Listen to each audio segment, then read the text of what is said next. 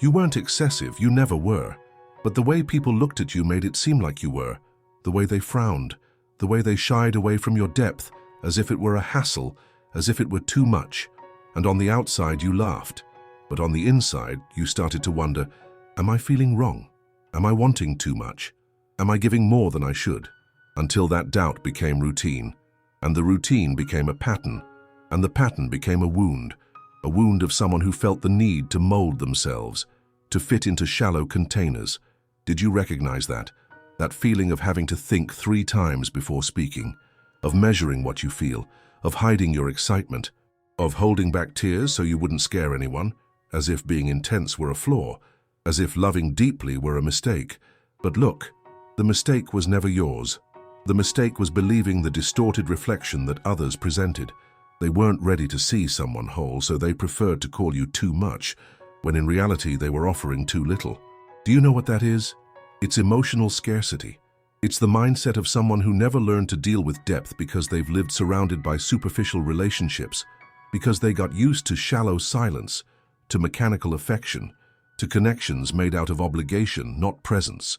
Have you noticed how this repeats itself? People who complain about your intensity, but don't realize they're living emotionally numb. People who say, you're too sensitive, but have never had the courage to feel anything truly.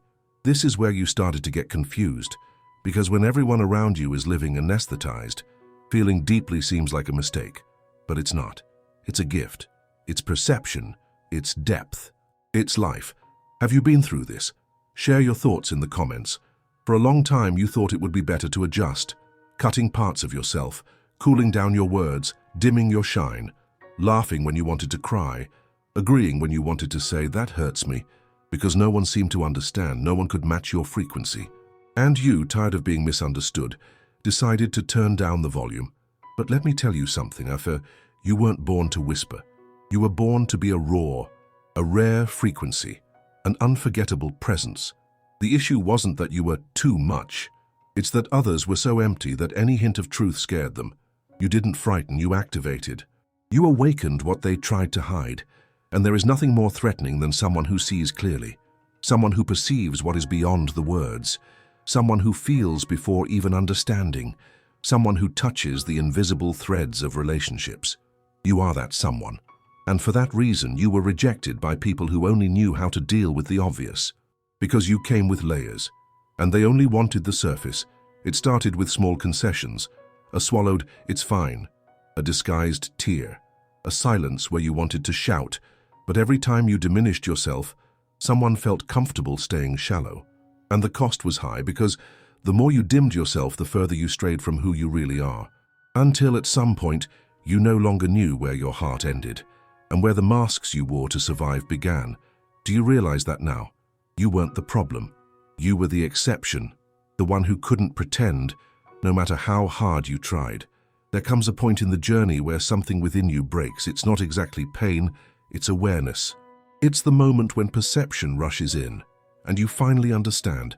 I was never too much, I was just in the wrong place with the wrong people, trying to fit where I was meant to overflow. And that awareness changes everything, because from now on you no longer apologize for feeling. You no longer lower your tone to please. You no longer trade your soul for company. You start to protect yourself, not with walls, but with emotional filters. You stop trying to heal everyone and start taking care of those who already notice, those who see you, those who listen to you, those who aren't scared of your truth. Do you understand what this means? It means you've stopped begging for depth in shallow puddles and started seeking oceans. You've become selective about what you call connection. You've begun to respect yourself. But it didn't happen overnight. There was a process. There was pain. There was loneliness. There was a longing to be understood. You even thought about going back a few times, going back to autopilot, faking contentment, accepting crumbs just to avoid being alone. But you couldn't, because your soul had already awakened, and once it wakes up, it doesn't go back to sleep. Does this make sense to you so far? Write yes down below. Now you look back and understand.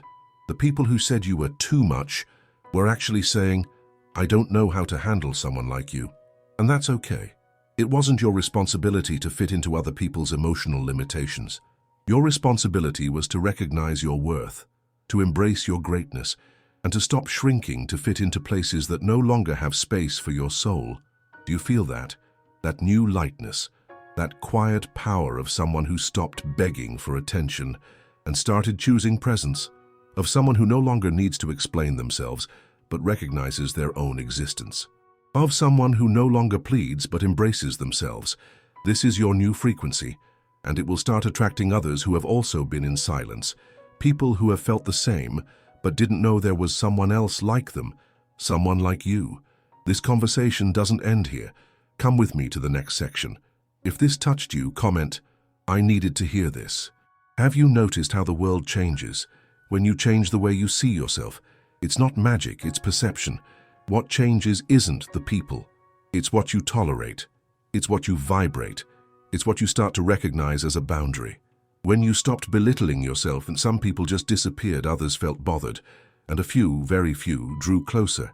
New people, different presences, individuals with steady eyes and open souls. Did you notice? It's as if by stepping out of the frequency of scarcity, you finally tapped into a new emotional reality, more authentic, more clear, more fair to who you have always been. They told you it was pride, but it was dignity. They told you it was coldness, but it was self-care. They said you were isolating yourself, but for the first time you were choosing your own company, before accepting anyone just to fill a void. And in the silence, you found yourself again, because there's a kind of solitude that isn't absence, it's revelation. In that solitude you realize who you are, without broken mirrors, without the murky lenses of others' judgments, without the urgency to prove anything to anyone. You began to notice patterns that were previously overlooked. You recognized that you always attracted people with chronic neediness, individuals who didn't know how to give, only to take, people who saw your intensity as a source to draw from, but never to share. You offered presence and received distraction. You offered depth and received absence. You offered truth and received rehearsed, automated responses. How many times did you feel exhausted from trying to rescue a connection that only you were sustaining? How many times did you have to pretend it didn't hurt, just to avoid frightening those who couldn't handle emotion? But then something changed. You started to realize that connection isn't persistence. Connection is reciprocity. It's a flow. It's a give and take. It's a presence that pulses in two hearts, not just yours. That's when you stopped chasing. You stopped sending long messages that went unanswered. You stopped trying to explain yourself all the time. You understood that it's not your job to teach someone how to love you. Those who are ready will notice. Whoever has depth can see, and those who don't will naturally distance themselves, without you having to put in any effort. Have you heard this phrase before? Comment. Yes, I have. It wasn't easy at first. You felt alone. You felt a void in your chest. You missed that noise around you, no matter how empty it was. But silence did its job. It reconnected you with your own voice, with what you really want, with what you no longer accept.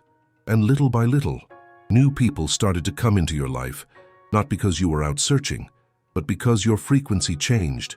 You began to resonate with truth, and truth recognizes truth. One day you realized someone was listening with their eyes, truly hearing you, without trying to correct you, without being startled by your open heart. It was new, it was rare, it was real. And in that moment, you understood.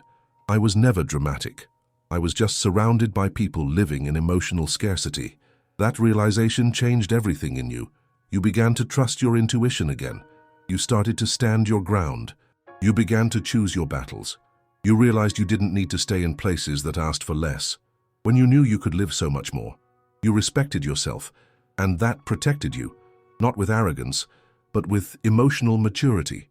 You stopped carrying other people's emotions on your back. You stopped trying to be a therapist for those who never wanted to heal. You stopped trying to save those who didn't want to leave their own prison.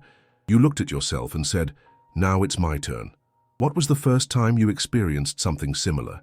In this new inner space, you became a reference for others, but most importantly for yourself. You became a starting point, a new standard, a new way of being in the world. And you began to attract those who want to live this way too. People who seek depth, who want soulful conversations, who want complete presence, not just emotional visits. You started to recognize these signs. The conversation that flows, the silence that isn't intimidating, the embrace that doesn't weigh you down, the gaze that understands without needing to explain everything. Do you know the name for this? Alignment, recognition, real reciprocity. This is what you deserve. This is what you've always sought, even when you didn't yet know how to put a name to it. If this text moves you, write a word that defines you right now. And still, there are days when doubt returns.